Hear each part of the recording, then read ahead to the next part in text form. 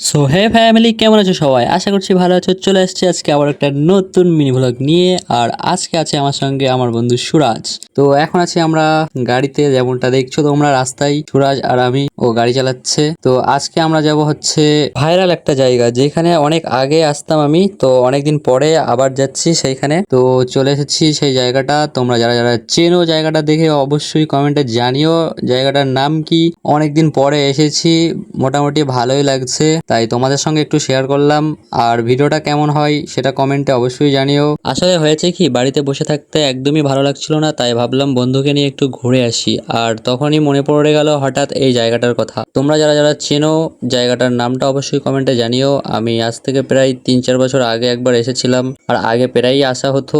অনেকদিন পরে আবার আজকে এসেছি এখানে। আর হ্যাঁ গাইস, এই জায়গাটা আগের থেকে একটু আপডেট হয়েছে। একটু বলা ভুল হবে, কারণ অনেকটাই আপডেট হয়েছে। আগে যখন আসতাম তখন না ছিল এই রেস্টুরেন্ট গুলো, আর না ছিল রাস্তার ধারে বসার জায়গাগুলো, আর এখন তো এগুলো সব করে দিয়েছে।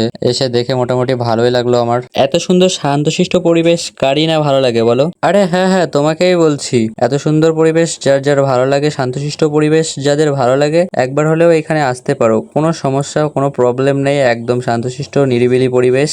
আর হ্যাঁ, একটা জিনিস খেয়াল রেখো, কিছু কিছু সময় কিছু কিছু ছাপড়ি ভাইয়েরা কিছু কিছু ছাপড়ি বাইক নিয়ে এন্ট্রি করে, তখনই হয়ে যায় রাস্তায় একটু সমস্যা। তো সেগুলো দেখে চললেই হয়ে যাবে। আর হ্যাঁ, তোমরা যারা আমার মতো অনেকদিন আসো না, তাদেরকেও বলবো আরো একবার এখানে এসে ঘুরে যেতে, কারণ আগের থেকে অনেকটাই আপডেট হয়েছে জায়গাটা। আমার তো অনেকদিন পরে এসে ভালোই লাগলো। আর হ্যাঁ গাইস, জায়গাটার নাম কিন্তু কমেন্ট করতে ভুলো না। আর তোমরা যারা জানো না, কমেন্ট বক্সটা চেক করে নিও। তো ততক্ষণ দেখা হচ্ছে আবার নতুন কোনো ভিডিওতে।